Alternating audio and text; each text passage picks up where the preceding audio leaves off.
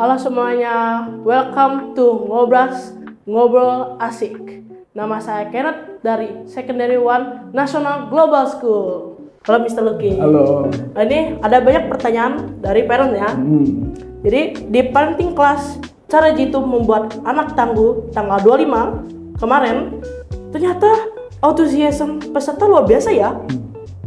Banyak sekali pertanyaan yang masuk. Karena waktu yang terbatas, ada beberapa pertanyaan yang belum sempat dijawab. Nah, di kesempatan kali ini saya akan membacakan beberapa pertanyaan dari para peserta. Kita mulai dari pertanyaan pertama.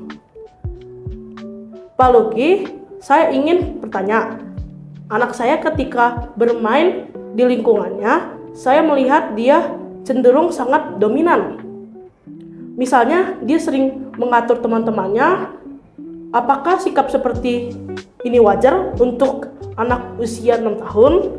Atau ini menunjukkan bahwa anak saya cenderung egois?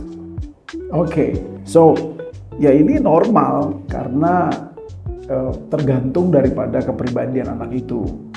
Ya karena anak itu kan anak-anak punya kepribadian kayak kamu juga punya kepribadian kan. Apakah cenderung dominan, apa tidak dominan, cenderung ekstrovert, apa tidak ekstrovert. Ya, semua itu adalah sesuatu yang sangat normal. Jadi apakah egois? Ya enggak juga. Dan tapi memang namanya dunia anak-anak waktu kamu kecil juga akan sangat, dunia kamu ya dunianya kamu, self-centered kan, egois kan. Jadi ini sesuatu yang sangat normal, aman gitu ya. Kita lanjut lagi ke pertanyaan yang berikutnya ya. Jadi pertanyaan ini datang dari Ibu Joyce, P3 SD Poris. Mr. Lucky, saya ingin bertanya, bagaimana cara membantu mengendalikan emosi anak yang cenderung overthinking atau berpikir berlebihan? Oke, jadi anak itu belajar dari orang tua. Dan dia lihat setiap hari apa yang dilakukan mamanya, papanya, bagaimana papanya dan mamanya menyelesaikan masalah. Nah ini menjadi sebuah keterampilan yang dicontoh. Nah jika anak bapak ibu overthinking ataupun berlebihan dalam hal tertentu, ya itu sebetulnya adalah proses kehidupan di mana dia bisa belajar untuk bisa mengenal dirinya. Lalu kemudian yang penting adalah orang tua juga perlu mengajarkan tentang kecerdasan emosi. Kenapa dia overthinking, apa yang dia rasakan dan lain-lain. Tetapi ini semua dimulai dari orang tua yang perlu berproses juga untuk supaya dia bagaimana orang tua di rumah menghandle berbagai macam hal sehingga menjadi contoh untuk anaknya bisa ya tidak overthinking, ya tenang, relax, lalu juga mulai mencari tahu jalan keluarnya seperti itu. Oke. Jadi baik. Jadi kita mau pertanyaan berikutnya. Pertanyaan ini datang dari Ibu Nabila dari Kiwan. Mr. Lucky, bagaimana cara membantu anak agar lebih mudah bersosialisasi dan memiliki kemampuan komunikasi yang baik sejak dini? Ya, jadi kemampuan berkomunikasi dan bersosialisasi itu seperti mata uang dengan dua sisi. Nah, ini kembali lagi kepada orang tuanya. Orang tuanya perlu, karena ini K1 ya anak TK. Kamu kan waktu kindergarten juga kan tergantung orang tua kamu bagaimana mereka membuat activity kan. Nah, bagaimana orang tua memperkenalkan aktivitas di luar rumah. Bagaimana orang tua belajar untuk ramah. Bagaimana orang tua belajar untuk membangun hubungan. Belajar bercerita, belajar bertanya, belajar untuk tersenyum. Nah, semua itu adalah pola-pola yang perlu diajarkan kepada anak-anak. Sekali lagi, anak-anak itu meniru, melihat, apalagi anak-anak yang masih sangat kecil. Kalau mungkin kayak kamu udah belajar dari luar ya, dari teman-teman, dari sosial media dan lain-lain yang bisa kamu lihat. Tetapi kalau anak-anak kecil itu yang di bawah umur kayak seperti K1 atau K2 atau mungkin kelas 1 SD itu mereka banyak lihat dari orang tua. Jadi caranya adalah diperkenalkan lewat rumah dulu, lewat ayah, lewat ibu. Lalu juga mulailah engage dengan keluarga besar, dengan komunitas-komunitas yang ada dan lain sebagainya. Oke. Jadi kita akan ke pertanyaan berikut. Jadi pertanyaan ini datang dari Bapak Ibu Joyce dari P4. Mr. Lucky, saya ingin bertanya. Anak saya cenderung sangat observatif terhadap lingkungan sekitarnya. Apa yang dia lihat dan dengar seolah selalu ia rekam. Dan ketika bertanya, seringkali muncul pertanyaan seperti kenapa ini, kenapa itu, sehingga saya sedang merasa kesulitan untuk menjawab, bahkan terasa seperti anak saya lebih matang dari usianya. Perlu saya tambahkan, anak saya lahir prematur di usia kandungannya 7 bulan. Apakah hal ini ada kaitnya dan bagaimana sebaiknya saya menyikapinya? Jadi apakah ada kaitan antara prematur dengan kondisi anak sekarang?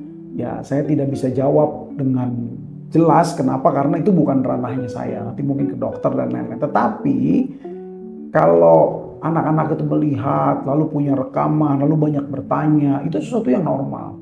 Setiap anak seperti itu, justru itu adalah keunikan dan keuntungan dan kekuatan dari seorang anak. Mulai dari panca indera dia lihat, dia dengar, dia rasakan, lalu dia mulai merekam berbagai macam hal dalam hidupnya. Itu ada keindahan-keindahan hidup, ada pengetahuan, ada makna, dan segala macam yang dia serap, yang kemudian dia bertanya. Tentu saja pertanyaan ini juga adalah sesuatu yang sangat menguntungkan. Kenapa? Karena anak-anak belajar memproses semua informasi dan mencari tahu, ada rasa ingin tahu untuk belajar. Jadi kalau anak banyak tanya itu sesuatu yang sangat sehat. Nah, bagaimana orang tua menjawab? Orang tua perlu menjawab dengan sabar, terbuka. Kalau belum bisa menjawab dengan baik, ya bilang saja, nanti coba papa belajar dulu, tanya dulu kepada siapa, nanti bisa jawab. Dan jawablah dengan bahasa anak-anak, ya bahasanya anak-anak kecil, kita perlu jawab dan lain-lain. Seperti itu ya. Oke. Jadi kita mau pertanyaan berikutnya. Pertanyaan ini datang dari anak ibu Wadenta dari Pre-K. Mr. Lucky, apa hal terpenting yang perlu kita lakukan sebagai orang tua untuk mendukung anak setelah mengalami kegagalan agar mereka tidak takut untuk mencoba kembali? Oke. Ya namanya anak-anak gagal tuh pasti. Kamu sering gagal gak? Sering banget gagal. Bikin salah?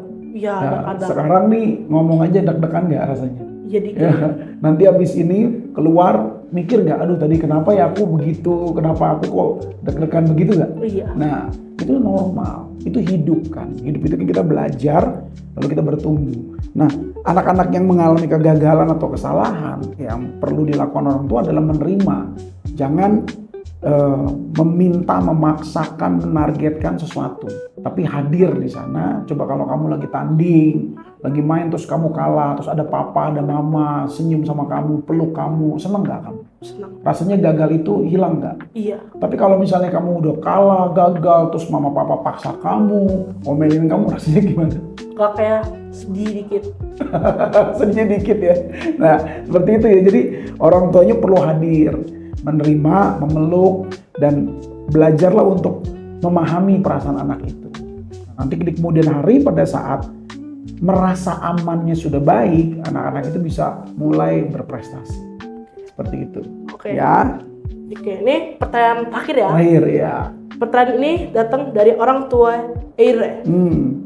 Halo Mr. Lucky, saya dan anak-anak sering melakukan berbagai permainan di rumah seperti treasure hunting, tossing paper, membuat dragon puppet, dan lain-lain. Berkaitan dengan topik kita hari ini, bolehkah Bapak memberikan rekomendasi aktivitas atau permainan lain yang bisa kami lakukan di rumah untuk membantu bangun keteguhan anak? Ya, jadi banyak aktivitasnya, banyak sekali. Intinya adalah aktivitas apapun, anak-anak itu perlu belajar untuk menerima. Ada waktunya dia berhasil, ada waktunya dia gagal. Waktu dia berhasil, punya kesempatan berhasil itu bagus, membangun membangun rasa bernilai. Waktu kamu berhasil rasanya enak nggak? Enak. Nah, kalau kamu gagal rasanya enak nggak? Enggak. Tapi kalau kamu rasanya nggak enak, terus papa hadir, mama berikan support, kira-kira rasanya apa? Kemana ya? Kayak ya ada sedih tapi ada juga happy-nya dikit. Nah, ada sedih juga tapi ada happy ya. Tetap merasa berharga ya gitu ya. You feel worth it, right? Iya. Nah, Jadi ini yang penting, jadi apapun aktivitasnya boleh, tergantung sukanya apa. Kalau kamu sukanya aktivitinya apa? Kalau di rumah ataupun mungkin pergi atau apa aktiviti yang kamu paling suka? Palingan kayak main bola sih. Main bola. Nah, waktu main bola itu kan kamu belajar kan dari mungkin nggak bisa ngejar bola, Iya. mungkin ngambil bola atau Iya. nendang bola, kamu belajar untuk dilatih semakin tangguh, semakin tangguh, semakin tangguh. Nah, itu butuh dukungan orang tua kamu, betul kan ya? Iya. Butuh mama papa menyetujuinya, agree with what you did, Iya. agree with what you had in outside. Tapi bayangkan kalau papa nggak hadir, mama nggak hadir, seperti apa? Wah, sedih dikit lah. Ya, sedihnya pakai dikit lagi. Ya, so intinya adalah orang tua perlu melihat dan memberikan kesempatan untuk anak itu berhasil, tapi juga dia perlu punya kesempatan untuk gagal. Gitu ya. Iya. Oke. Oke, I think that wrap it up. Yep. So, udah nggak ada lagi pertanyaannya. Terima kasih ya Mr. Luki. Thank you. Thank you. Oke, thank you. See you next time dari Ngobras, Ngobrol Asik. Bye-bye.